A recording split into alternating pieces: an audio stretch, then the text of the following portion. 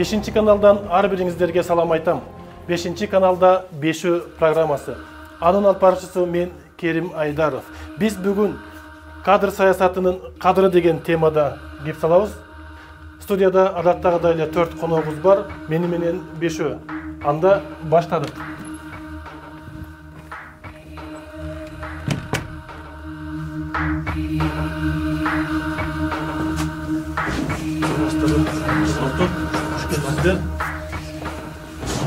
Көрсөтүүнүн кезектеги коноктору Жеңиш Молдокматов, Замандаш партиясынын төрагасы, Равшан Жээнбеков, коомдук ишмер, Алмазбек Акматалиев, саясий серепчи, профессор, Акрам Мадумаров, мамлекеттик кадр кызматынын директору.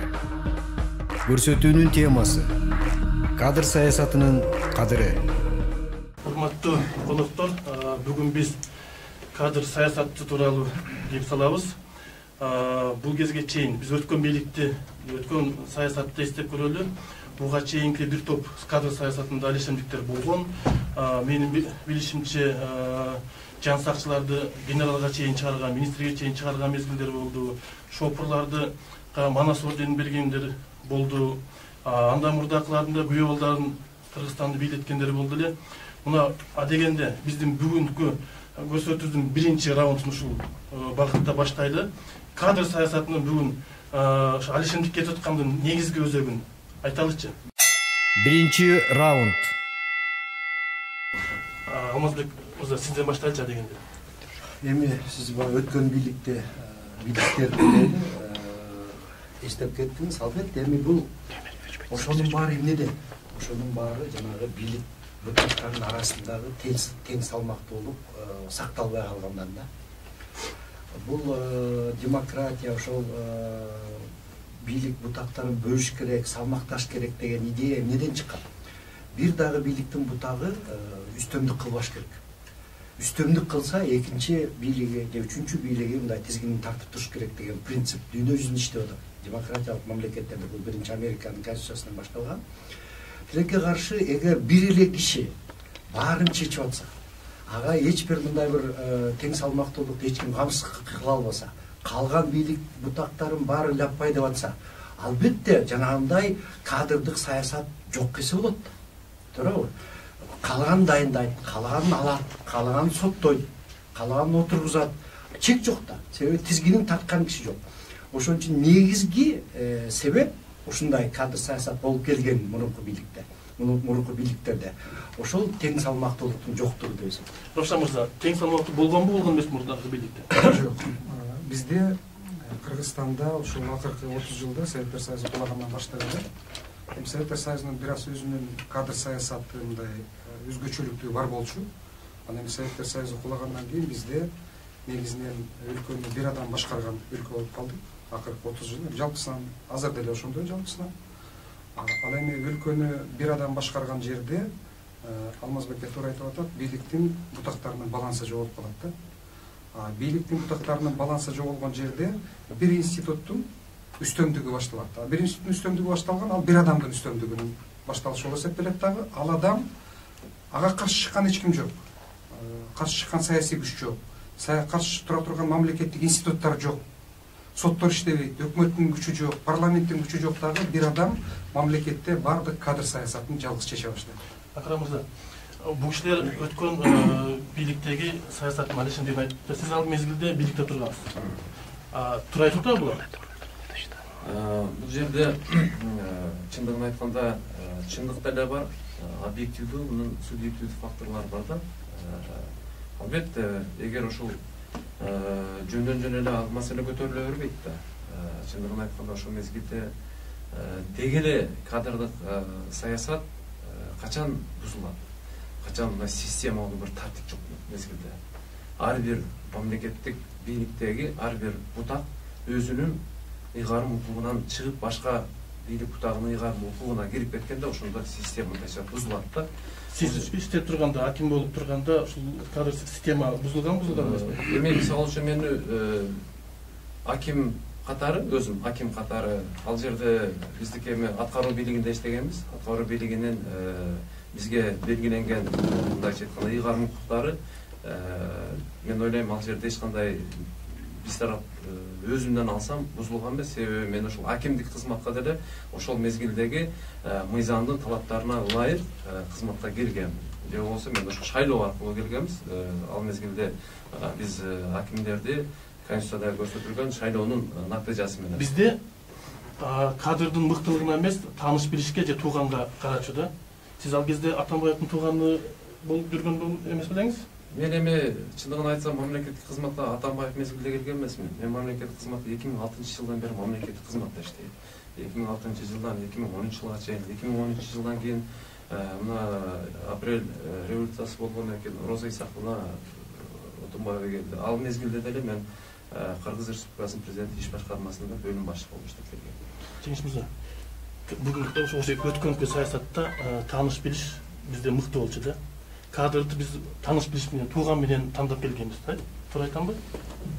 Мен ушул сурооңузду буга чейинки берген суроодон баштагым келип атат да. Мына Комарничке суроо бербедиңиз. Сиз ушул акимдикке келгенде деги мамлекет кызматта Атамбаевдин тууганы болуп келдиңизби, жакын болуп келдиңизби депчи. Маселе ушу чейрек кылымда биз күнөөлүүлөрдү издеп, ошолорго ыйгарганга көнүп алдык да. Бакиевдики, Атамбаевдики, анан тиги Акаевдики депчи. Бул системдүү, бирдиктүү мындай бир иштин жоктугунан ошону кесепети. Ошондон улам мына азыр ким келбесин илки ошо чылтап биз өнөкөткө айлантып алдык. Мен ойлойм, бул кадрларды тандоо боюнча, аларды дайындап, аларды көзөмөлдөө боюнча бирдиктүү орган жок. Мисалы мамлекеттик кадр кызматы ыйгарым укуктары бар, бирок аткара албайт. Аткарып аткан ким? Бул парламент. Өкмөттү дайындай турган ким? Парламент. Бирок парламент өкмөттүн ишмерлигине жооп бербейт. Равшан Бабаевичке мен толук кошулам. Эгерде мамлекетте бир адам чечип ала турган болсо, анда канча деген мамлекет кызматкер бар? Бул 30 миңден ашык да. Ошонун баарына бир адам жооп бере албайт да. А бирок ошол адамды тегелетесиндегилер коюп баштайт. Мына ошондон башталат. Равшан мырза, бирок бизде ушул кезге чейин бир адам эле чечип келет, туурабы? Жандай эмес беле? Азыр деле ошондой. Мындай да, бул биздин коом, биз саясий элита түшүнүшүбүз керек да. Мамлекетте президент өзүнөн өзү идеалдуу боло албайт.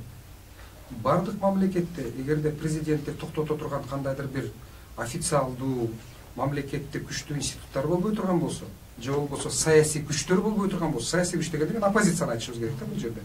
Анда президент каалайбы, каалабайбы, бул адамдык сезим. Бардык президенттер ошону жасайт. Өздөрүнө жакын, өздөрүнүн айтканынан чыкпаган, өздөрүнө гана кызмат кыла турган кадрларды тандап баштайт. Аны токтотуш үчүн бул бир гана саясий күчтөр болуш керек. Тилекке каршы Кыргызстандан да каршы тура турган мүмкүндүк күч жок. Ошол өздөрүнө кызмат кылган кадрлар жалаң көбүнчө жасакерлер, жагымпоздор. Албетте. Кызматтан кеткенден ал экинчи келген кишиге. Президент Атамбаевдин убагында бүгүнкү күндө аябагандай чоң үлгү бар бизде. Азыркы президент үйрөнө турган. Президент Атамбаевга кошомат кылгандардын бардыгы бир эле сырттагы мамлекеттик кызматчылар эмес, эң жакын деген партиясынын бүгүнкү күндө 95% Атамбаевди чыдады дагы жаңы президентке толугу менен өтүп кетишти. Бул мурдагы президенттин кадр саясаты түп тамырынан туура эмес болгон деген түшүндүрөт. Азыр айтып атканыбыз, азыркы президент ушундан үлгү алыш керек, бул аябагандай маанилүү маселе. Алмаз байке, мурдакы бийлик дагы айтып атабыз да, жан сакчыларын генералга чейин чыгарып ийди. Министр кылды. Шопуруна Манас ордендердин ушул туурабы? Эми мурунку бийликтин көз карашында абдан туура болгон. Себеби ошол жан сакчылары, ошол шопурлары аны камсыздап келишти да. Бийлигин камсыздап келишти, байлыгын камсыздап келишти мүмкүн. Керек болсо Жубайнадагы орден бергиси эми орден ал мисалы мен ордендерге мындай кайдыгер мамиле караган адамдардын биримин да. Ал орден деген ал баягы Советтер Союзунан калган бир нерсе да. Ага мен көп деле көңүл бар. Маселе мына ушундай болуп атат. Азыр мындай болуп атпайбы? Азыркы убакытка келсек, мына 2010дон кийинки, биз каалайбызбы, каалабайбызбы, парламенттик системага бир чоң кадам таштадык. Ошон үчүн парламенттин көзөмөлү, парламенттин позициясы өтө маанилүү да. Өтө маанилүү. Бирок парламентте бүгүн позиция барбы? Жок. Позициясы бар.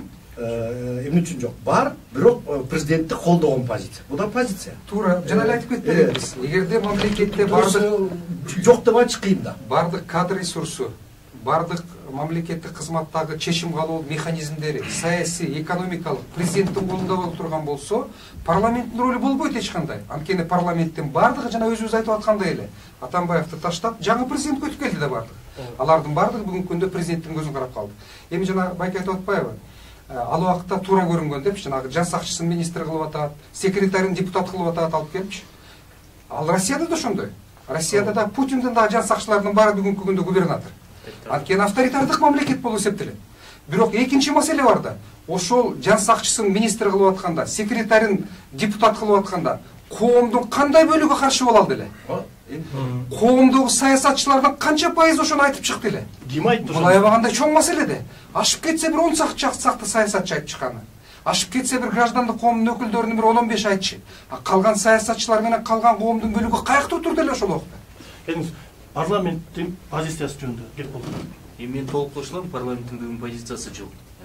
Жок деген эмес, бул позициясы бар, ал азыр бир адамга көз каранды, ал адам айткандай кылат да. Эми биз бул кадрларды экиге бөлүп карабайлыбы? Бул мамлекет кызматкерлер, анан саясий орундар депчи. Эгерде мамлекет кызматкерлер тууралуу ала турган болсок, аларда чоң армия да. Анан келебиз. Бул мен ошо немеге келтирип атканым да, бул толугу менен парламенттин тиги жоопкерчилигинде да. Анан парламент жалгыз азыр бир адам чечип атат деген эле мен кошулбайм. Анткени азыр келген 6 парламенттеги фракция ушул кадр саясатына түздөн-түз жооптуу болуп атат да. Алар парламентке келип акчасын коротуп, ошонун негизинде келген адамдар карыз болуп калган, дайынданганга мажбур болуп атат да. Парламентте позиция жок экенин мен да айта алам да. Сиз айта аласызбы? Мен мисалы үчүн көбүрөөк ушул Алмаз мырзанын сөзүнө кошулуп кетем. Албетте парламенттин көпчүлүк бөлүгү азыркы мындай өзүнүн позициясы, себеби ал көпчүлүктүн өзү табияты ушундай. Алар өкмөттү түздү, алар эч качан мындай позициясы тескери болмош керек да. Позиция ошондой да өзү саясатта. Анан экинчиден маселе көбүрөөк мына кадр маселеси жаралып атат, көбүрөөк кайсы деңгээлде? Мына жогоруда Жеңиш мырза айтып кеткендей, саясий кызматта көбүрөөк маселе болуп атат да. Анын түпкү негизги көйгөй каяктан чыгып атат? Партияларды шайлоого келе жатканда ошо партиянын тизмесинде болуп атат да. Эгер биз ошол жерден баштасак, партия кайсы бир партия ушул татыктуу, өзүнүн мындай мамлекеттик кызматта же болбосо кайсы бир тармакта бир жакшы көрсөткөн жүрүм туруму менен өзүнүн мындай адамдык сапаты, мамлекетти жакшы билген, принципиалдуу кишилерди эгер партияга алып келсе шайлоодо, анда биз бат эле ушул оңдоп коебузбу? Ошол мамлекеттик баягы министрлер күнөөлүү. Маселен, бүгүн жана айттык, кадрларда жагымпоздуктар көбүрөөк орунду элесе, кийинки мезгилде акчалуулар бийликке келүү умтулуп башташты да. Эмнеге? Азыр мындай болуп атпайбы? Азыр канча 10 жылдан бери алешемдик кадр саясаты эмне үчүн болуп атат? Себеби бир чечим кабыл алуу борбору жок. Биз каалайбызбы, каалабайбызбы, президент катышып атат. Бүгүнкү күндө дагы кадр тандоо жана дайындоодо премьер-министр катышып атат, сөзсүз түрдө, и парламент катышып атат. Парламент да катышып атат. Бирок маселе башкада да. Маселе мына Жеңиш мырза аябай жакшы теманы баштап койду, андан кайрылабыз деп атасыз. Себеби бир чечүүчү борбор жок болгондон кийин ошондо баягы арканды ары бери тартып атабыз да. Неге чечүүчү борбор жок? Чечүүчү борбор бар бизде. Чечүүчү борбор, чечүүчү борбор бүгүнкү күндө президент. Реалдуу бийлик Кыргызстанда президенттин колунда. Эми биз жашырбай айтышыбыз керек да. Эгерде азыр айтпасак, анда эртең эле Атамбаевдин оона кайра келебиз кандай болсун. Жок, Равшан мырза, сизден Атамбаев кабыл алчу чечимди президент катарында турабы? Азырны баары жаман көрүп атпайбы? Секретарин депутат кылды деп атабыз. Министрин жан сакчысын министр кылды деп атабыз. Азыр башкача болуп калды. Сиздин оюңузча президент эчтекени чечпеген органга айланыш керек? Жок, президент чечип атат деп атпайбы? Жок, сиз айтып атпайсызбы? Чечүүчү орган жок деп атасыз. Сиз ага каршы болуп атпайсызбы? Жок, сиз айтып атасыз, чечүүчү орган жок деп. Мен айтып атам, чечүүчү орган бар да. Чечүүчү орган бүгүнкү күндө саясий калыптанган бул президент деген парламенттер бар, парламент боюнча. Жок, парламент чечүүчү орган эмес. Реалдуу түрдө чечүүчү орган эмес. Реалдуу түрдө. Равшан Бауровичтин айтканда негиз бар. Мына парламентке сиз суроо берип атпайсызбы? Парламентке деги эле бийликке эмне үчүн капчыктуулар келип атат депчи. Мына 15-жылда өткөн парламент албайлыбы? Парламентти ким алып келди? Туура, мына баарыбыз билебиз. Өзү келген жок да. Икрам Илмияновдун аралашуусу менен парламентте азыркы отурган фракциялардын тизмесине ошол өзү аралашып Президент алып келди бардыгы. Илмиянов. эмнеге алып келди? Анткени парламентти баягы депутаттарды парламентке алып келүү менен өзүнүн командасын түзүш керек, өкмөттү кураш керек, анан президенттин тегеретесин бекемдеш керек. Урматтуу катышуучулар, биз азыр экинчи раундга өтүп алалы. Экинчи раунд. Экинчи раундубуздун негизги суроосу кадрлардын жакшырбай атышынын себеби эмнеде? Эмне үчүн биз бүгүнкүдөй абалда турабыз? Равшан мырзанын сөзүнө мен бир кичине бир өзүмдүн оюмду айткым келип атат да. Мен Равшан мырзанын позициясын аябай сыйлайм. Бул киши толугу менен парламенттик мамлекетке өтөлү деген эксперттердин, саясатчылардын бири. Бирок бүгүнкү күндө биз каалайбызбы, каалабайбызбы парламенттик президенттик мамлекетте жашап атабыз. Президенттин башкаруу системасында өзүнүн орду бар. Мерчемдүү орду бар. Ошол ордуна жараша таасири бар. Азыр сиздин айткан баарын президент чечет. Албетте, а киши ким болбосун бүт элдик шайлоо менен келген адам. Туурабы?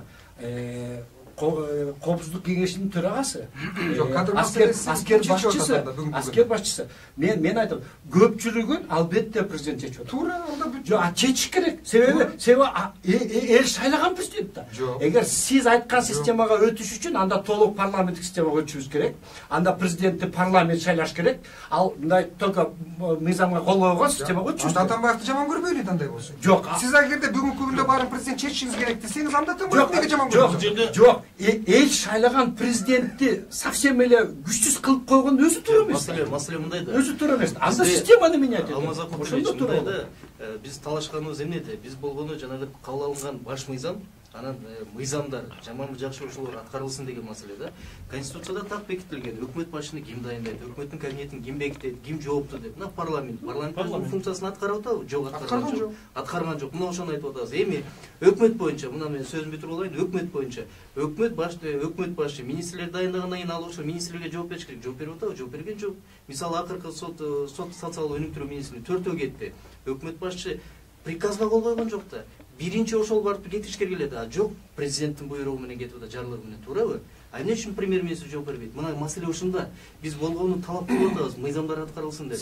Эгерде парламентке эрктүү, күчтүү партиялар келсе, ошолор карашсын. Жок, ошо эрктүү, күчтүү парламентти кантип алып келебиз? Жалаң акча менен чечилип атса. Бирок бизде деле парламенттик бийлик бар да. Бар. Жок, албетте бар. Реалдуу парламенттик бийлик жок бизде. Бизде конституция боюнча туура мүмкүн кандайдыр бир деңгээлде президенттик парламенттик. Албетте. Президенттик парламенттик биз так айтышыбыз керек. Бизде бүт бийлик бүгүнкү күндө ошонун ичинде кадр саясаты президенттин колунда. Башында конституцияны түзгөндө парламенттик президенттик деп айтылып баштады. Жок, ал бийликке келген адамдар ошол убактагы өздөрүнүн саясий кызыкчылыгына жараша ойной берет. Бирок реалдуу саясатты түшүнгөн адамдар биз бүгүнкү күндө айтышыбыз керек. Кыргызстанда толугу менен реалдуу түрдө президенттик мамлекетте жашайбыз биз. Анткени президенттин колунда КГБ бар, президенттин колунда генералдык прокуратура бар. Кимдин колунда ошол эки институт боло турган болсо, Кыргызстанды ошол адам башкарат. Бүгүнкү күндө биз реалдуу, чыныгы күчтүү президенттик мамлекетте жашайбыз. Эми кадр саясатта толугу менен ошонун колунда. Эмне үчүн парламент күчтүү болбойт? Анткени парламентти президент түзүп атат. Жана өзүбүз айтып кетпедик. Илмиянов менен Атамбаев отуруп алып экөө түзгөн парламенттин кандай болушу. Парламент эл шайлап атпайбы? Элге биз бүгүнкү күндө толугу менен реалдуу мүмкүнчүлүк берген жокпуз да. Парламентке акчалууларды чогултуп келди. Эмнеге тандоо жок? Акча аркылуу парламент барды дагы добуштардын бардыгын сатып алды да ушул адамдардын бардыгы келишти. Ага ким күнөөлүү? Ага биринчи кезекте президент күнөөлүү. Анткени президент ошол чөйрөлү жаратты. Экинчи добушун саткан шайлоочулар күнөөлүү албетте. Маселе мындай да, парламенттик шайлоодо 15-жылда алганда акчанын күчү менен келди да. Элде реалдуу тандоо болгон жок. Эгерде парламент ошо парламентке келген фракциялардын азыркы тизмесин карасаңар, ичинен кандай гана адамдар чыгып атат. Эки жарандуулук болуп чыгып атат, кош жарандуулук. Жана башкалар чыгып атпайбы? Маселе эмнеде турат? Парламентте мына Сормошо жакшы айтпадыбы? Бийликке келем деген партиялар программалар чыгарыла деп. Мына талаптарды коюп келе атышат. Көп эле сунуштар келип атат. Дебаттарды көбөйтөлү, элге чыгалы, программалык күрөш кылалы, идеялардын күрөшүн кылалы. А жок, акча чыгып атат. Эмнеге? Анткени өйдөдөн буйрук келип атат. Эми кадр боюнча, саясий жана кызматтар боюнча мен айтат элем, жана сөздөн улам. Азыр президенттин конституцияда бекитилген өзүнө тийиштүү мыйзамдарга ылайык кадрлары бар. мына ошолорду ал тандап атат. Ал милдеттүү түрдө коюш керек. Мисалы ошол эле прокуратураны, ГКН. Ал эми көргөзүлгөн нерсени. Сормошевич ошону аткарып атат. Эми парламент азыр маселе өкмөттүн курамында да болуп атат да. Парламент өкмөттү бекитип берип атат, өкмөт башы жооп бербей атат. Мына кеп ушунда. Мен айтам, 20-жылы боло турган парламенттик шайлоодо ошондо татыктуу партияларды алып келишибиз керек. Мында элдин да жоопкерчилиги чоң. Мен толук кошулам. Добушту сатпаш керек да. Ооба, мен ойлоп атам, элдин жоопкерчилиги аябай чоң да. Чоң да. Акрам мырза, мына бүгүнкү кадрлардын сазга батып отурганынын себеби эмнеде? Эмне үчүн биз ушундай кадрларды тандай албай атабыз? Бул кишилер кадрлар начар деп атат да. Сиз эмне дейсиз? Баягы жогоруда белгилегендей, муну эки бөлүп караш керек да. Мен эми бизде жалпы 27 миңдей мамлекеттик жана муниципалдык кызматкерлер бар. Анан баягы жөнөкөй кызматчыдан баштап жогорку административдик кызматка чейин бул мындайча айтканда конкурстан өтүүчү кызматтар. Ошол конкурстан өтүүчү кызматтарда маселе анча жок. Бирок бар, бирок өтө эмес. Жогу көбүрөөк маселе бул мен сөзүмдө айтпайм, бул жерде маселе саясий кызматтар. 2016-жылы саясий кызматчылардын саны 868дей болчу. Мыйзамды өзгөртүп, аларды санын 226га түшүрдү саясий кызматкерлер. Бирок ошо калгандарыны конкурска өткөргөн жок. Зам министр аларды особый порядок өзгөчө тартип менен дайындалчу кадрлар деп мында жогорку кеңеш жасады. Бул барып туруп кайра эле конкурстан өтпөйт дагы, кайра эле ушул 5 аппарат, президент аппараты, өкмөттүн аппараты, жогорку кеңештин аппаратындагы кызматкерлер, анан зам министр, булар саясий кызматкерлер. Жок, булар саясий кызматтан алды дагы, особый порядок деп өзүнчө кылды дагы, булар бизден сурабайт. Бул өзүнчө баягы коалициялык келишимдерден кетет да. Эми маселе ошон үчүн баягы бизде коомчулукка дагы айтып коюш керек. Мен мисалы үчүн эч качан жоопкерчиликтен качып атабыз, жок бул биздики эмес дегенден алысмын. Бирок биз деле ошого киришибиз керек. Биз ошон үчүн азыр өкмөткө сунуш берип атабыз. Мен кечээ Сооронбай Шарипов менен жолукканда дагы ушул маселени көтөрүп, саясий кызматкерлер, саясий кызматты парламент, өкмөт маселе жок. Бирок особый порядок дегенди, аны биз кайра ушу конкурстук негизде алышыбыз керек. Мына өзүңүз Рашан мырза билет, баягы өнүккөн мамлекеттерде аппарат машина өзгөрбөй иштеш керек. Ошондо мамлекетке, элге мамлекеттик жана муниципалдык кызматты сапаттуу кылат. А саясий кызмат, бул министр жана жогорку деңгээлдегилер, алар келип багытыны, ал өзү негизи ошол табият менен келген да. Бизде азыр чаржайт мындай ошол баягы особый порядоккадан киргизип койдук. Биз азыр сунуш берип атабыз. Бул маселе Кудай буйрса бул аягына чыгарганга кадр кызматы сөзсүз түрдө биз аягына чыгарганга аракет кылабыз. Сунушубуз кандай болот ошондо? Сунушубуз дагы конкурстан өтүш керек. Сөзсүз түрдө. Аны мындай особый порядок эмес, кандайдыр бир деңгээлде бир электен өтүш керек. Бир элек, мисалы улуттук резерв деп ошону мына түздүк. Улуттук резервдин комиссиясында мына Алмаз мырзага окшогон, Рашад мырзага окшогон составында ошондой эксперттик коом 3 этаптан өтөт. Алар абдан мындай азыркы учурда өтө бир эме менен келатышат да. Бул деле эми башталды. Жаңы биринчи этабын өткөздүк. 2019-жылы биз дагы муну күчөтөбүз. Бара биз ошондой кылганыбызда баягы аппарат, мамлекеттик кызмат аппарат менен иш көрсөтүлөт да. Саясий кызматка жоопкерчиликти сөзсүз түрдө Жеңиш мырза айткандай парламент менен өкмөт жооп бериш керек. Сиз айткандай, жана конкурс менен алып аткан жерде дагы коррупция бар деп айтып атышат да. Сиз билесизби ошону? Мына албетте бул эми коррупция жок дегенчтен алыспыз. Себеби бул адам коррупцияга кайсы мезгилде барат? Биринчи адамдын өзүндө табиятында ошондой адам болсо болот. Экинчиден биздин коом ошого алып келип койдук. Канча көп байыса, канча көп болсо, мындай деген ошого алып келдик. Анан үчүнчүдөн бул албетте баягы айлык маяна дагы чоң роль ойнойт. Бул комплекстүү маселеде биз азыр мамлекеттик муниципалдык кызматта иштеп жаткан жөнөкөй кызматкерлерге бир жагы меңгейде баягы арасында жакшылар бар да, ошолорго дагы рахмат дейбиз. Бул жерде биз азыр эки жол менен кетебиз деп сүйлөштүк. Биринчиси ошол мамлекеттик кызматкерлердин бара-бара оптималдаштырууга алып келишибиз керек. Оптимизация. Бул эми чоң маселе, бири-бирине баягы окшош функцияларды оптималдаш керек. Бул эми өкмөт менен жогорку кеңеш ушул боюнча иштеп бериш керек.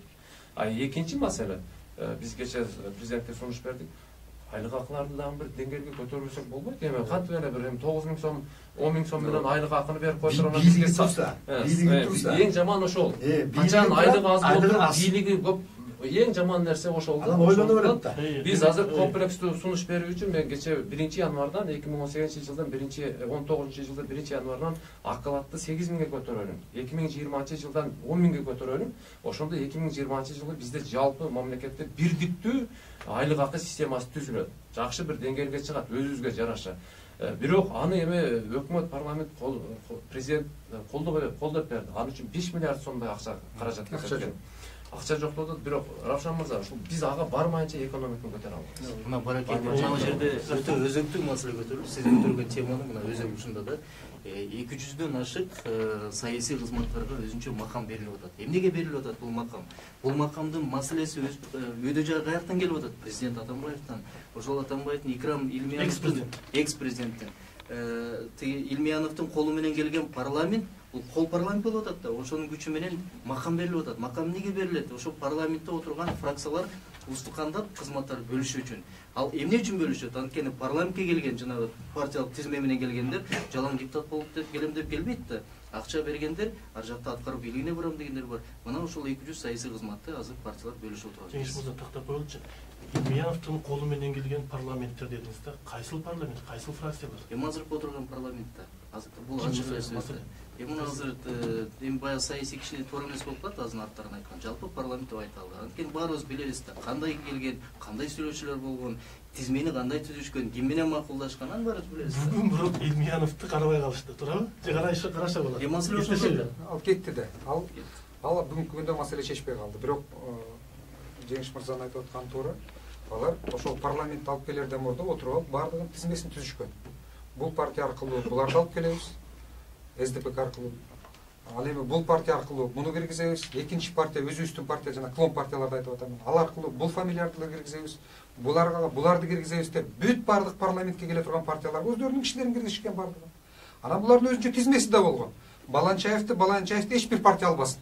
Ошонун ичинде мен дагы бармын. Дагы бар бир топ саясатчылар бар. Бул партияларды эч кимиси киргизбесин буларды. Буларды парламентке алып кетпешибиз керек деп. 3-раунд. Урматтуу коноктор, биз 3-раундга өтөлү. Бүгүнкү күндө кадр саясатын биз кантип өзгөртө алабыз? Мына ушул жөнүндө болсун. Канткенде биз кадр саясатын мыктап даярдай алабыз. Мына быйылкы 2018 жыл биз мамлекеттик кадр кызматы үчүн мына бир топ жакшы жыл болду деп айтсак болот да.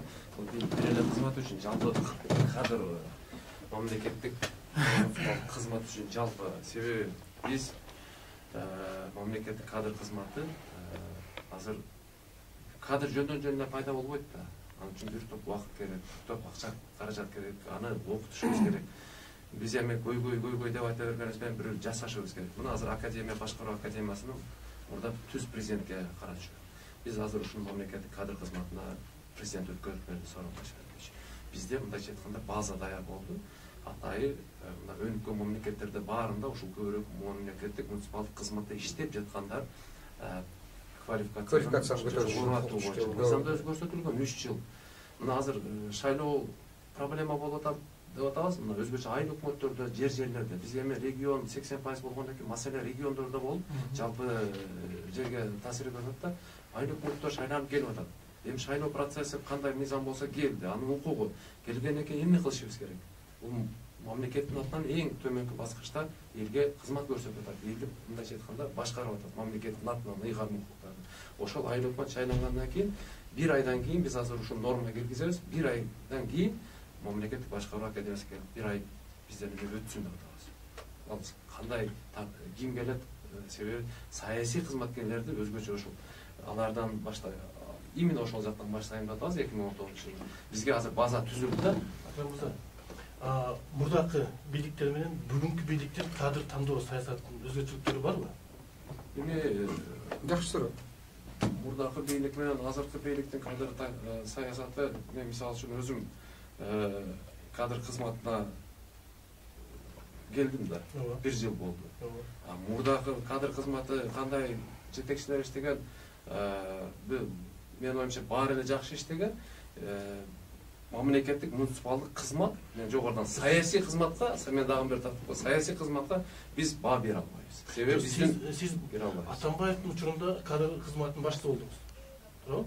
Туура. Президент Атамбаев сизди дайындаган. Ал кездеги абал менен бүгүнкү азыркы Жээнбековдун саясатын айтыңыз. Мисалы үчүн айтып атпайбы, ал мезгилдеги мен сентябрдын 12-синде келдим. Алмаз Шаршенович деле өзүнүн ыйгарым укуктарына жараша иш жүргүзгөн болсо керек. Азыр деле Сооронбай Шарипов өзүнүн ыйгарым укугуна иш жүргүзгөн. Биз мына мен келгенден кийин эмне кылдык? Биз азыркы жогору айткандай академия башкаруу академиясын сунуштадык, өткөрүп берди. Азыр мыйзамдарга өзгөртүү киргизип атабыз, Мына азыр парламентте каралып атат, коомдук талкууга буюрса жакында чыгарат. Ал жерде мыйзамдарда дагы маселе бар. Ачыгын айтып коеюн, мыйзамдарда дагы маселе бар. Кайсы президенттин кадр саясаты түзүк болуп атат? Эми ага азыр бар. Биз мисалы үчүн жок, мен айтып коеюн, баягы айтып калышыпмын. Качып атат деп. Биз мыйзамды сакташыбыз керек. Ким сакташ керек? Биринчи мамлекеттик кызматта иштеп жаткандар өздөрү сакташ керек. Мамлекеттик кызматта иштеген киши бул бизде атайын мыйзамда көрсөтүлгөн мамлекеттик кызматчынын этикасы деген бар. Мен мисалы үчүн бир кайсыдыр бир гана президентке эмес, мен жөнөкөй башка министрликтин ишине мен баа бергенге укугум жок. Себеби мен эгер өзүмдөн сактабасам мыйзамды, мен башкадан кантип сурайм? Ошондуктан бул суроо мага тиешеси жок. Негизи мындай да, Керим мырза, Акрам мырзаны бул суроо менен кыйнабаш керек. Себеби бул киши тандабайт. Кадровый службада тандабайт. Булар ошо тандалган кадрлар менен фактически иштеп атат. Кандайдыр бир жерде тесттин деңгээлинде гана мындай кыйыр түрүндө катышып калып атышат. Негизи булардын нерсе мынаны тандадык, эми ушуну бир карап көрчү деген эле орган. Анда кадр кызматын эмнеге түздү? Мындай кылыш керек. Мен жанагы азыр Равшан мырза дагы каршы чыгат мага. Мен дагы эле ушул ойдомун. Бирдиктүү чечим кабыл алуучу орган жок Кыргызстанда. Бардык мамлекеттик кызматкерлерди тандаганга. Албетте саясий кызматтарда депутаттарды, министрлерди тандаганда мүмкүн парламент катышып атат, өкмөт башчысы катышып атат, кандай деңгээлде и президент катышып атат. Эми мен ички кухнясын билбегенден кийин эми только эле президенттин сунушу өтүп атат дегенден алысмын. Бирок бир центр болбосо дагы чечим кабыл алуучу бирдей саясат болуш керек мамлекетте. Кадр саясаты болуш керек. Анын принциптери болуш керек. Ошон үчүн кадр кызматын азыр күчөтүш керек, менин жеке пикиримде. Азыр мурунку президентте деле, азыркы президентте деле тилекке каршы кадр тандоо саясаты жок. Жок десе десек болот. Кандай келип атат, эмне принцип менен тандалып атат, Асандорда Үсөн кайсы причина менен келди, аны эч ким билбейт. Бирок айтып атпаймынбы? Кадр кызматынын ыйгарым укуктарын күчөтүш керек, бирдей саясат, катуу талаптар болуш керек, профессионалдык деңгээлине дагы, этикалык деңгээлине дагы, башка деңгээлде дагы. Жанагы Акрам мырза айтып аткан өзгөчө жол менен деген бул коррупция. Өзгөчө жол менен деген эмне? Мисалы бир эле мисалды айталы, зам министрлер кандай келип атат азыр? Зам министр деген ал мисалы мен мындай эле түшүнөм. Фракция лидери премьерге барып айтат: "Менде Асан деген жигит бар эле, ушуну аласың" деп. Зам министр кыласың деп. Аны кыла албайм десе айтат. Анда мен парламентте сени шыбайм, жанчам, минтем дейт. Ошон үчүн ошол эле эки анан премьер министрди да арга жок. Анан мейлеме деп коет. То есть фракция лидери менен эле премьердин ортосундагы соода болуп атат. Бул жакта соода болуп атат. Ошон үчүн ушул зам министр дегенди, жанагы өзгөчө жол дегендин өзү негизги мыйзамдын идеясына, идеологиясына, философиясына каршы келген нерсе. Экинчи жагы бар да. Алар кадр службадан тесттен өтсүн, өзүн көрсөтсүн, собеседованиядан өтсүн, спецпроверкадан өтсүн, анан дайындасın да. Экинчи жагы бар Алмаз Беке. Мисалы жанагы фракциянын лидерине берки киши мен баягында партияда кубанч акча берген, өтпөй калган, кызмат бересиң. Мен баягы Фейсбукта жаздым. Ал лист ожиданияда турат. Ал кээде чалып коюп атат лидер фракцияга. Баягы мен берген 50 миңди бербейсиңерби, же бир жерге койбойсуңарбы дейт. Анан лидер фракциядагы аны зам министрге коюп берип туруп, аны менен эсептешип бүтөт. Биздин Кыргыздын практикасы тилекке каршы ушул сыяктуу эле. Мен эми детальдарын билбейм, мүмкүн Равшан мырза жакшыраак билет. Бирок принцип ушул эле иштеп атат. Кантип өзгөртөт ушунду? Акыркы убактардагы жанагы социалдык министрликтеги болгон окуялар бизде Кыргызстанда кадр саясаты толугу менен башка эле багыттар сыяктуу эле рискиге такалганын далилдөө эсептелет да. Бир министрликте 3 орун басар. Бул жанагы биз айтып аткан фракциялардын соодасынан келип чыккан, аябагандай өсүп кеткен мамлекеттик жана саясий кызматтын көрүнүшү болуп эсептелет. Эмесе бир министрликке 3 орун басар эмне кереги бар? Стат секретары менен 4. Ооба, стат секретары менен 4 болуп атат. Эми министри бир партиядан, калган 3-өсү башка партиялардан. Ошонун 4-өсү, ошонун баардыгы жанагы саясий коррупциялык партиялык система менен кадр саясатынын туура эмес кетип калганын далилдөө болуп эсептелет. Орун басарлар министрди укпайт. Алар укпайт, анткени алардын өздөрүнүн кожоюндөрү бар деп койгон. Ошондуктан баардыгы жанагы ар башка жака сүйрөп аткан жыйынтык ушул. Эми эң негизги өкмөттүн ушул отраслга тийишилген саясатын ошол 3 партиянын өкүлдөрү 3 башка көрүп атпайбы? Эми 3 башка позициялар партиялар. Эми ал партиялар ал жака тартып атат. Бирок мамлекеттин бүгүнкү күндө экономикасына, саясатына толугу менен жоопкерчиликтүү бизде 2 адам бар да. Биринчиси президент да. Каалайбы каалабайбы реалдуу түрдө президент чечип атат маселелерди. Экинчиси премьер-министр деген кызмат бар да. Туура. Алардын бүгүнкү күндөгү кадр саясаты кандай? Дегенде мен айтат элем начар. Анткени мына көрсөткүч чыгып атат. Алардын критерийи болуш керек так. Эгерде биз министр кыла турган болсок, кандай критерийлер менен министр кылабыз? Эгерде орун басар кыла турган болсок, кандай критерийлер менен министр зам орун басар кылабыз? Деген критерийди ишеп чыга турган болсо эле баардык ордуна келе баштайт. Андай критерий жок болуп калып атпайбы? КГБнын башчысын алып келип омбудсмен кылып атат. Мэр кылып, өмүр түшүнү жок адамдарды алып келип мэр кылып атат дегенде, биздин мамлекетте биринчи кадр саясатына жоопкерчиликтүү адамдар өздөрү кадр саясатын бузуп иштеп алып келиптир. Кээде ошол кадрдын таппай калып атпайбы кадрды? Кантип таппай койсун? Жок, маселен мына соц министрликти дайындаган азыр бир топ соц тармактарда министр изделди да. Таппай атышат. Жок, кантип болбосун эми? Социалдык министрликтин ичинде толгон ток адистер бар. Ошол эң чоң министрлик болуп эсептелет. Ошонун ичинде кантип министр болгонго бир адам жарабас?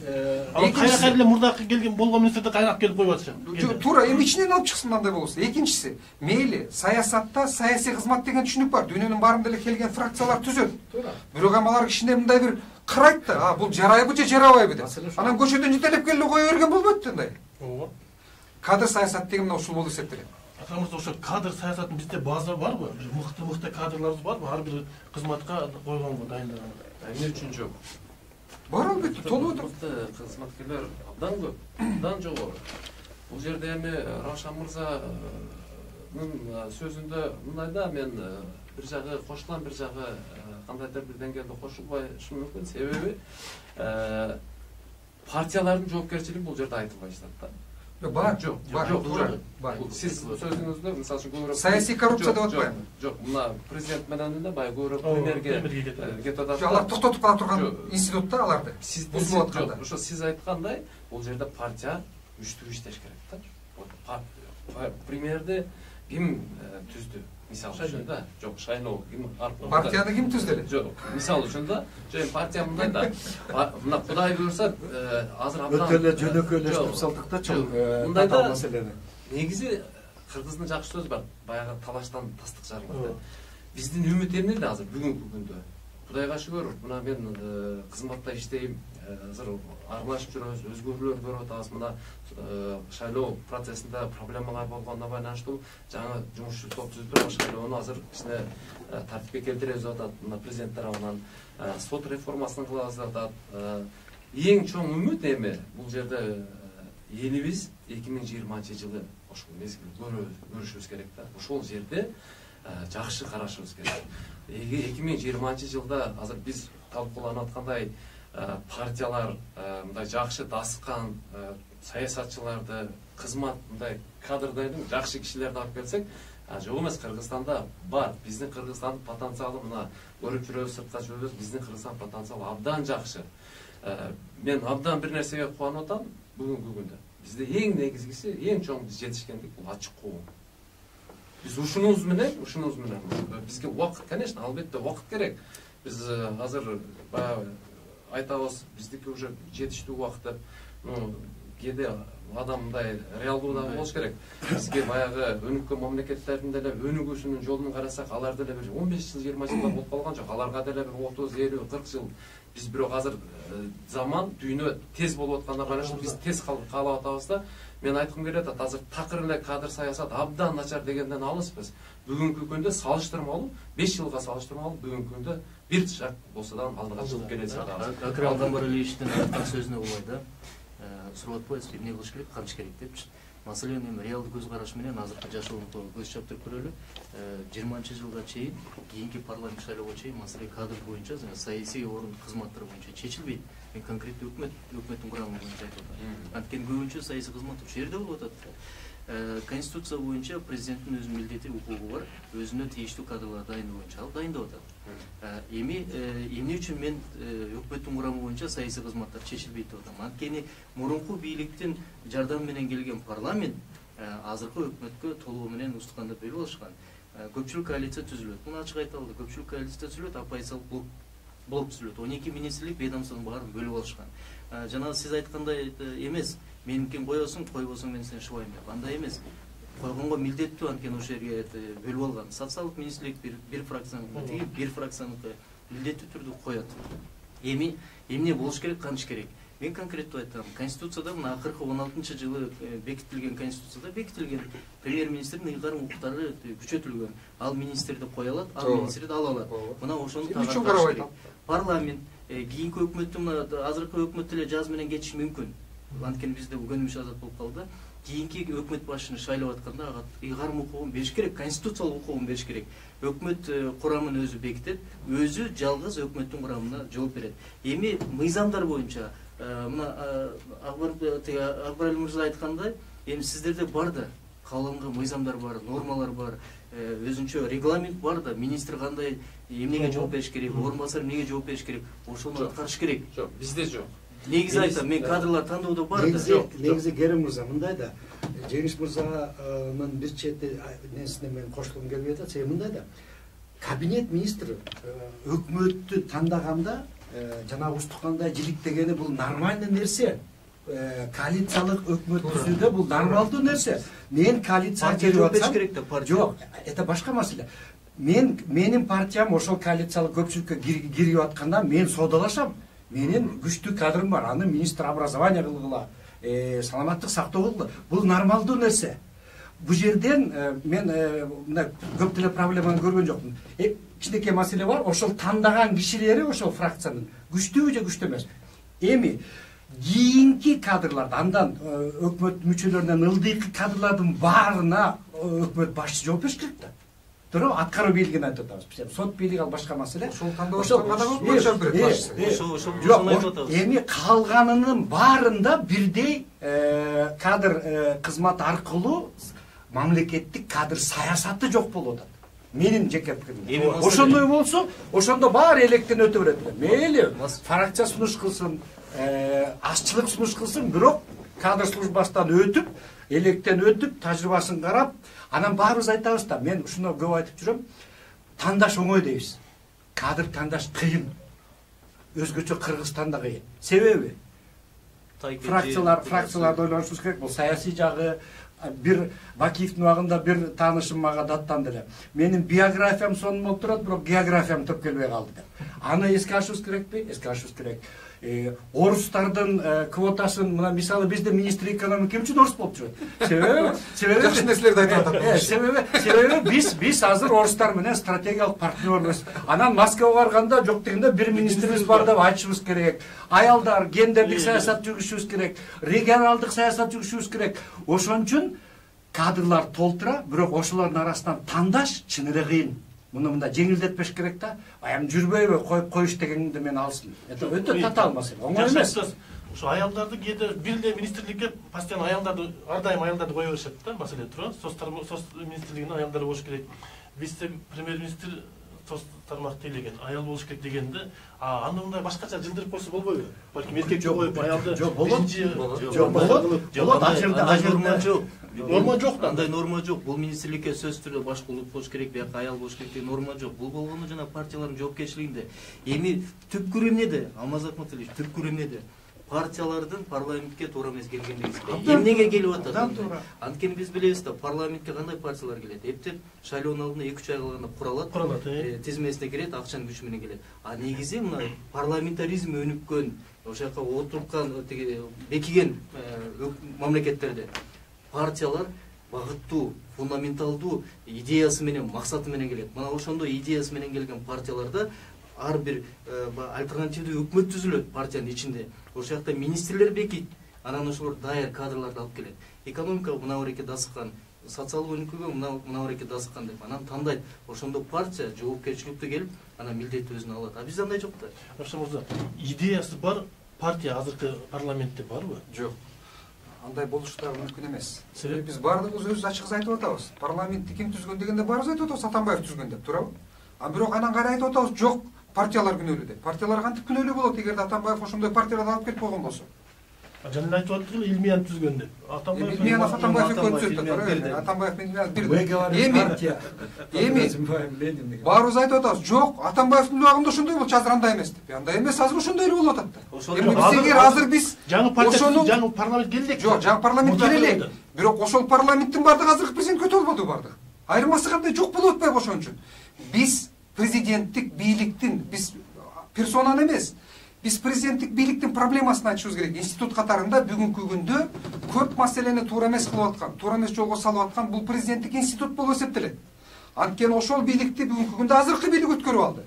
Жанагы айтып атабыз, премьер-министр эмне кылып атат? Премьер-министр кабинетин түзүп атканда критерий коюш керек. Урматтуу фракциянын башчылары, мындай критерийге туура келбесе биз киргизе албайбыз өкмөткө деп айта турган болсо, жанагы маселе өзү чечилип калат. Менин тууганым, тигинин тууганы деген маселе чечиле баштайт. Аны койбосо, конечно, чечилбейт. Балки менче мына парламентте өзгөртүш керекпи дейм. Партиялык системаданы мындай бийликке кийлигишүүнү балким жоготуш керек. Азыр да ошондой парламент. Фракциянын лидери министрди дайындагыла деп сунуш берип атат, туурабы? Равшан мырза айтып атпайбы? Бүт реформаларга тоскоолдук кылып аткан бул президенттик институту деп атат. Туурабы? Бул деген эмне?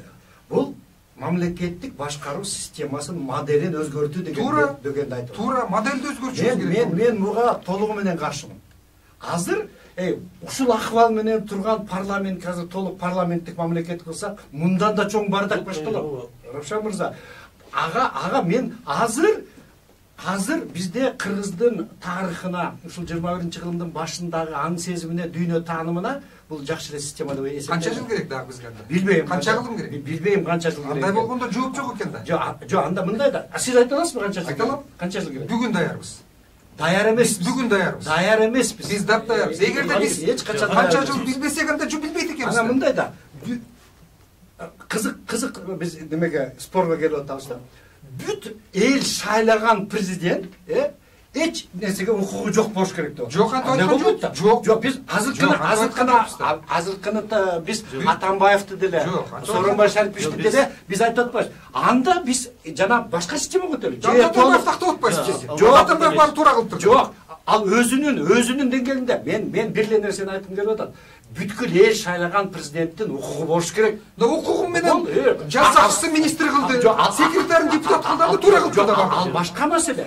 Ал укугун кандай колдонуп атат. Бирок бүт эл шайлаган президентти жөнүндө сиз отуруп туруңуз, партиялар чечет деген бул башка крайность. Конкретно айталы. Биз дагы эле эң чоң маселеге такалабыз азыр. Же биз президенттик толук күчтүү башкарып өтүшүбүз керек, же болбосо толук парламенттик система өтүшүбүз керек. Жок, Алмаз Акматович, мен айтып аткан жок. Келечекте биз мына 2010-жылы бул конституция жөн жерден кабыл алынган жок да. Көп талкууланды, анын үстүнө революция болду, Ошто кобулан болду. 2016-жылы каршы чыкты, колдоду, ошо менен конституция өзгөрүү кирди. Биз болгону парламентте күчөтүшүбүз керек. Эми маселе эмнеде? Азыр мына биз айтып атпайбызбы? Президент күч болуп атабы, парламент күч болуп атабы? Бир эле мисал алалычы. Айыл чарба министрин сындап жумуш ордун алыш керек, муну кызматтан бошотуш керек деди. Парламентте эмне болду? Бир бол фракциясы чыкты да колдоп чыкпады. Жок, бул биздин министр, муну ала албайсыңар деди. Президенттин кирүүчүсү болгон жок да. Демек, ал фракцияга карыз болуп калган. Ошон үчүн койгон, туура айтасыз. дайындоодо. Мына ушул жерде өкмөт жарым-жан болуп калат да. Министрин өкмөт башкарбайт, өкмөт башкарбайт. Ал фракциянын лидерине башкарат. Маселен, айыл чарба министри фракциянын лидерине, соц министрлик, ошондой болуп калбайбы? Азыр биз ушуну жоюшубуз керек да. Биз өкмөткө бийлик бере турган болсок, азыр бийлик толтура өкмөттө. Конституцияны караңыз. Өкмөт жөнүндө мыйзамды караңыз. Толтура формалдуу.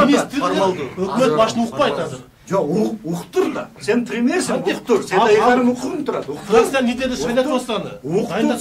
Сени биз эгер ушинте берсек, анда, конечно, өкмөт башчыны андай болсо сур. Өкмөт башчыны ким койду? Өкмөт башчыны. Фракциялар койду. Ким айтты фракциялар? Эми койбойсуңар ушундай жомокторду койду. Эми Атамбаев эч кандай чечпептир өкмөт башчысын. Азыркы өкмөт башчыны? Ооба. Атамбаев азыркы өкмөт башчыны ким койду премьер кылып? Парламент койду. Кашта парламент? Парламент койду. Анда Атамбаев бардыгын парламент койду. Атамбаев берди кечеси жок жок экен да. да. Азыркы немеде. Жана мурдагын айтып атабыз да, мурдагын айтып турган болсо анда азыр такталып атат. Азыркы өкмөттүн ыйгарым укуктары конституция боюнча, мыйзамдар боюнча абдан кенен. Ой, толтура укуктар. Күчтүү премьер-министр керек. Акимден баштап Көз карандысыз парламент. Азыркы премьер акимден баштап премьер-министрге чейин кийлигишип жумуштан алат, бошотот. Зам министрлердин баары. Бирок маселен ал ыйгарым укуктарын колдоно албайт. Эмнеге? Анткени парламентке көз каранды. Анткени парламент эртең коалициялык көпчүлүк чачырап туруп премьерди ыргытып коюшу мүмкүн. Мына ошондо экен. Ошон үчүн айтып атабыз да, кийинки парламентке татыктуу партиялар келсин. Өкмөттүн ыйгарым укуктары кенен. Ошону аткарсын деп. Татыктуу парламент келбейт. Күчтүү президент турган жерде татыктуу парламент эч убакта келе албайт. Бул деген бири-бирин исключать эткен нерселер. Күчтүү президент турган жерде татыктуу премьер-министр келе албайт. Анткени премьер айтып атат, премьерди фракция койгон деп. А премьер кимдин администрациясынын башчысы эле? Каяктан келди ал киши? Жок, мындай да, Рахшан мырза. Эми чынды айтканды үйрөнбөйүк. Эмне керек бар жомок айта берген? Жок, бул жомок эмес. Атамбаевдин мактайды бардыгыбыз. Жок, Рахшан мырза, мен эч президент премьер-министр алмаздан долбурсаңыз, премьер-министр премьерге келгенге чейин президенттин администрациясынын башчысы өлдү. Ал эмнеси? Ал каяктан келди? Жок, эмнеси жаман? Андай болгондо президент койду да премьер-министрди. Жок, эми. Жок, биз Рахшан мырза, биз башкаруу формасын азыр бир мындай Жок, бул кадр маселесине тиешеси болуп атат. Бар, парламент берди, тиешеси бар да. Тиешеси бар. Парламент формалдуу түрдө гана бекитип берди. Формалдуу гана түрдө бекитип берди. Парламентке команданы ким берип атат бекитип бересиңер? Комиссияда бирок так жазып турат. Парламент өзүнүн укугу Жок, бар. реалдуу саясатты айтып атат. Реалдуу саясатта биз ош парламент келиши керек. Биз реалдуу саясат парламент келе албайт, анткени парламент деген президенттин көзүн көрүп отурат да, кантип келет ал? Жок, маселен айтып атпайбызбы? Мына азыр көпчүлүк коалиция куралып туруп өкмөттү бекитип берди, өкмөт башчынычы. Парламенттик оппозиция деген аты менен оппозиция деген жок да, парламент жоопкерчиликти албай атат да. Сиз айтканда парламент жооптуу болуш керек да өкмөт башчысына, өкмөткө. Бирок жооп бербейт, отчетун албайт, кетире албайт, тиги жоопкерчилик болуш үчүн парламент кандай болуш керек? Сөздүн кыскасы кантип эркин кылабыз? Туура маселе, Керим мырза туура маселе. Кантип эркин кылабыз? Эркин кылыш үчүн президент келишпеш керек. А президент келишип атат да бардыгы. Анын жолдору бар. Эгерде президент шайлоо маалында мен каалаган партиялар келет деп ошол партияны түзө турган болсо, алдын ала кол алдындагы парламент түзүп койбоду уже. Мурдасын айтып атасыз. Азыр да ошондой болот. Азыр да ошо эч нерсе өзгөргөн жок. Модель өзгөргөн жок. Анткени күчтүү президент калып атпайбыз. Биз башында айтып атпайбыз, башында айтпадыкпы? Бул 20-жылга кийинки парламентке чейин өзгөрбөйт деп атпайбызбы? Анткени бул парламент шайланып келген, бул парламент өкмөттү кураганга устук кандап алган эч ак элечи. Бул кетмейинче, бул парламент кетмейинче эчтеке кыла албайбыз. 20 жыл азыр дагы ошондой парламент. Кайрын ошондой парламенттик айырмасы жок эч. Демек, бул жерде балким шайлоочулар да. Жаман көрөсүңөрбү? Жакшы, мен азыр эле айтам. Дал ушундай парламент керек. Мындайда 3 жылдан дагы сүйлөшөбүз керек болуп ушул темада. Биз парламентте Рахшан мырза бир аябай өзөктүү маселени айтып атат. Жанагы биз башында айткан бийлик бутактарынын тең салмактуулугу бүгүнкү Кыргызстанда көбүн эсе парламенттин көз карандысындагында. Эгер парламент көз карандысыз боло алса, эрктүү боло алса, күчтүү боло алса гана президенттин жанагындай жазылган уктар сизге суроо. Кантип кыла алабыз? Ал үчүн эмне кылыш керек? Менин жеке пикиримде эки эле нерсени айтайын. Биринчиден жанагы шайлоо босогосун азайтыш керек. Бүгүнкү 7%, 9%. Эми 9% деген дүйнө жүзүндө жок. Бир эки эле мамлекет. Бүгүн 9%. 20-жылы 9 болот. Башкача айтканда, жаңы партиялар, жаш партиялар, жаш лидерлер ошондо гана кирилет. Экинчиден, анда партиялар көбөйүп кетпейби онда? Көбөйө берсин. Индияда 100 партиядан болгондон парламенттин ичинде атаандаштык болот да. Атаандаштык. Экинчиден, жанагы партиялык списокты жоош керек деп атат. Мен ага каршымын мисалы. Мен өзүм шайлоочу катары жана саясаттануучу катары. Жанагы преференциальный список дегенди кириш керек. Башкача айтканда, азыр эмне болуп атат? Биринчи 10 киши списокко кириш үчүн акча төлөнүп атат, саясий коррупция болуп. Биз азыр айтып койсок, 2 бюллетен болот. бирөөнө партияга добуш бересиң, экинчисинде ошол партиянын тизмесинде 100-чү болобу, 20-чы болобу сенин купулуңа толгон адамга добуш бересиң деп койсо, ошондо саясий партиянын лидерлеринин дагы жанагы демеси элдин тандоосу ошондо албетте бул баягы идеалдуу системаны сунуш кылган жокмун. Бирок бүгүнкү системага караганда дурусураак система болот. Эми маселе жанагындай кайра кайтып келеличи. Азыр биз партиялардан баягы технический жагына өтүп кеттик да. Маселен парламенттик шайлоо партиялар жөнүндө тийиштүү мыйзамдар кабыл алынган. Мына азыр кеп кылып атабыз, 9%ке көтөрдүк. Ал өзгөрбөй да маселе. Эми кантиш керек дегенде эки нерсени айталы да. Мамлекеттик кызмат боюнча кадрлык кызматка борбордук чечим чыгара турган кылып туруп ыйгарымдыктарын көбөйтүп бериш керек. Мамлекеттик кызматка конкурстун негизинде ачык айкын, мына толук жооптуу болуп туруп, тем более президенттин алдына отчет берет, президентке баш ийет. Мына булар жооп берсин. Саясий кызматтар, саясий кызматтын көпчүлүгү бул аткаруу бийлигинде, министрлер жана башкалар. Жанагы макамды алыш керек, 200дей ашык адамды макамды алыш керек, анын ичине орун басарлардын баары кирип кеткен да. Ар бир министр өзүнүн министрлигине жооп бериш керек орун басарына. Министрге премьер-министр жооп бериш керек. Премьер-министрге парламент жооп бериш керек. Эми 2020-жылга чейин бул өзгөрбөйт деп атабыз. Эмнеге өзгөрбөйт? Мен дагы бир жолу айтам. Мурунку бийликтин күчү менен келген парламент азыркы өкмөттү 20-жылга чейин бөлүп алышкан. Ал эч кандай бербейт. Эми жаңы партия келгенде, жаңы партиялар келгенде мына ошолор жооптукерчиликти иштейт. Эми туура айтып аткан себеби бүгүнкү биз ушул мыйзам менен иштеп атабыз. Жок, негизинчи. Себеби каалайбыз, бүгүнкү конституция, бүгүнкү кабыл алынган мыйзамдар менен биз чекке чыга албайбыз. Биз иштешибиз керек бүгүнкү күндө. Мына бүгүнкү талкуундай маселеси биз кичине кадрдан баштадык дагы, анан жогору барып, эң негизги көйгөйгө эми келдик да. Өзү негизи көйгөй башкаруу системасында болду. Башкаруу системасында көйгөй. Аны эмне кылыш керек деп атабыз? Эмне кылыш үчүн биринчи биз багыт бириш тактап алыш керек.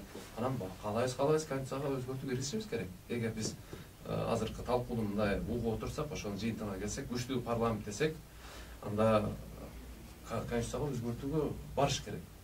Каалайбыз барыш керек да. Эгер мен мындай карап отурсак да, себеби айтып атпайбызбы? Мисалы үчүн мына президент азыркы күндө президент жалпы элдик шайлоо менен келет. Туурабы? Элдик шайлоо менен келген президент эмне үчүн парламентке таасир этип бериш керек? Себеби ал да эл менен шайланып келет. Өзүнүн партиясы аркылуу. Жок, өзүнүн партиясы аркылуу. Бирок президент баргандан кийин өзүңүздөр билесиздер, ал партиялык тизмеден чыгат да, партиялык ишке аралашпайт. Эми реалдуу президенттик партиясы болот да, баарыбыз эле билебиз, туурабы? Реалдуу бийлик биз билебиз да. Идеалдуу менен реалдуу. Маселечи парламент боюнча айтып атпайбызбы? Башкаруу системасы боюнча. Мына бул жерде Алмаз Акматович сиз болгонсуз, Равшан Бабаевич сиз болгонсуз. Буякта отурган адамдар 2010-жылы конституцияны бизге жазып беришкен да. Парламент башкаруу мындай болуш керек деп. Системаны Сиз барып элеңизби? Конституциялык кеңешмеде. Ошондо чечим кабыл алынганда мына бул киши да мүчө болгон. Маселе эмнеде жатат? Азыр конституцияны алмаштыруунун деле кажети жок. Азыркы учурда азыр болгону мына шайлоо жөнүндө, парламентте партияларды шайлоо жөнүндө мыйзам өзгөртүү кириш керек. Эгерде көбүрөөк конкуренция менен партиялар келсе, мына ошолор атаандаштык бере алат. Туура. Анан экинчи маселе, эгерде реалдуу конституцияны карай турган болсок, эгерде президенттин колунда күч органдары болсо, ал сөзсүз түрдө парламенттен да өкмөттөн да бийик. Албетте. Көбүрөөк партия парламентке келсе, ар бир министрликти бирден фракция ээлеп албайбы? Андай болбойт. Премьер-министрге жоопкерчилик берилет. Мен кантип оңдойбуз дегенде, мен баары айланып келип, баардык көп маселе президент менен премьерге такалат. Биз муну чын айтышыбыз керек. Бул баары маанилүү. Биз президенттерди кеткенден кийин жамандаганды эмес. Биз убагында айтканды үйрөнүшүбүз керек. Азыркы президентке да айтышыбыз керек. Президенттин кээ бир нерселерде жакшы нерселери бар, бирок жетишпеген жактары да бар. Мисалы, мынакей, азыр ачык коом чынында эле кандайдыр бир деңгээлде президенттин эмгеги. Анткени басым кылбай, бир жакшы нерселерди бир аз пайда кылып атат да. Биз муну басып айтып коюшубуз керек. Сиз бул туура айтып атасыз. Ачык коом сөзсүз түрдө кадрга тиешеси бар. Башыңызда кайсы президент? Бүгүнкү Сооронбай Жээнбековду айтып атам. Ачык коом деген эмнени айтып атат? Биз ачык талкууласак, ал президентке да пайдалуу, мамлекеттик чечим кабыл алып аткан адамдарга да пайдалуу. Мындай бир жакшы нерселер бар турбайбы деген сезим пайда болот. Экинчиси, президент азыркы күндө массалык маалымат каражаттарына басым жасаган жок.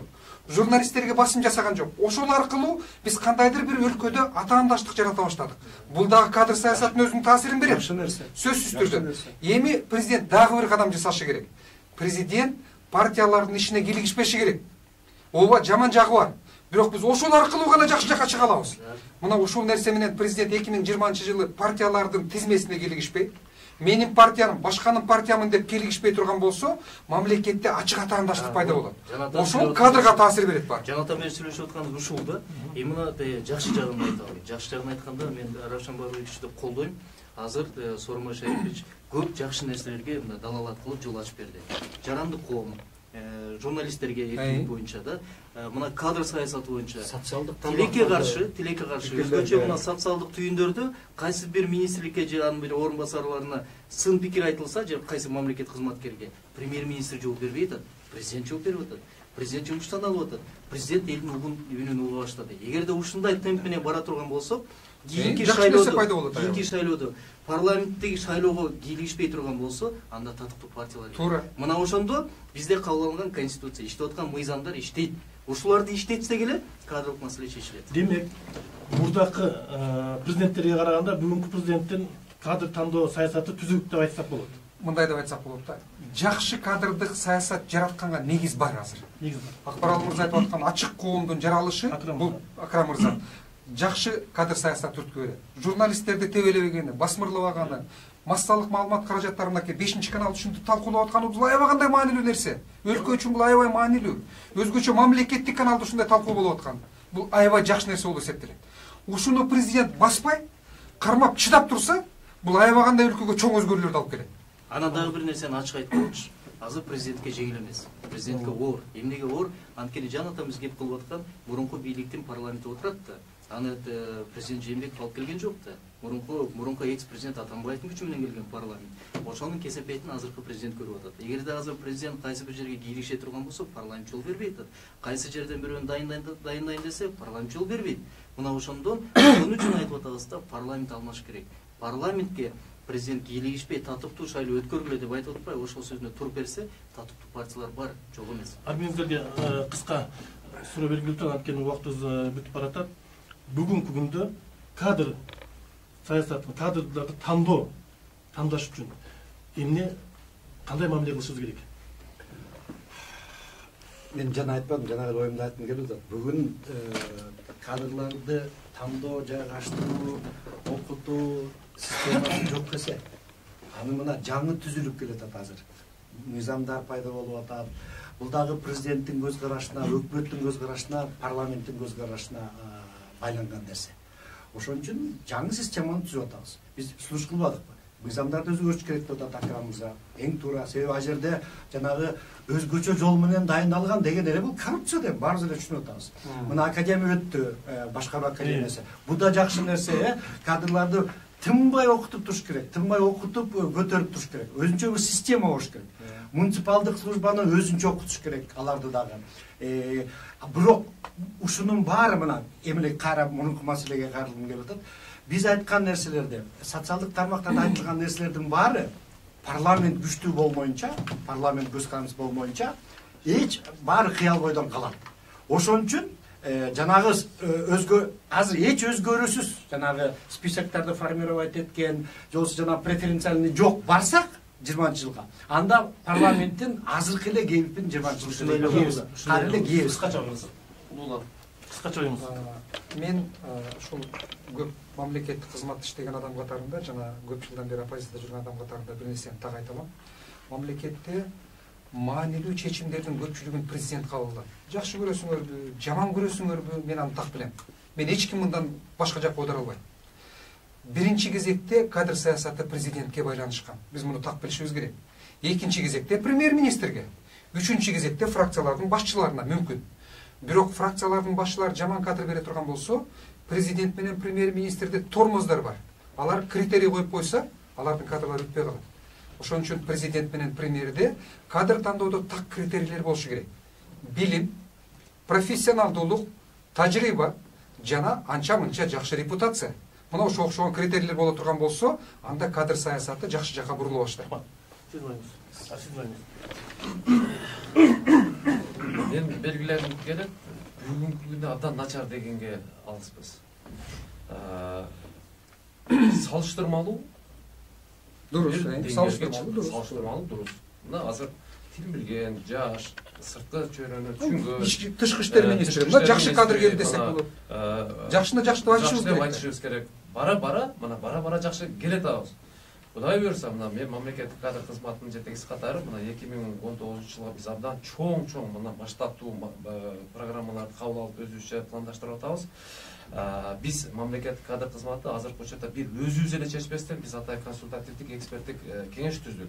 Ага бир топ ар кайсы тармактан, коомчулуктан тажрыйбасы бар, мамлекеттик кызматта иштеп кеткендерди да киргизип атабыз. Мезгилинде иштеп кеткен азыр 65-70те. Алардын деле өзүнүн пикири бар. Мына бүгүн сиздер менен отуруп, мен өзүмө дагы бир керектүү мындай маанилүү нерселерди алып атабыз. Бул дагы жакшы нерсе да.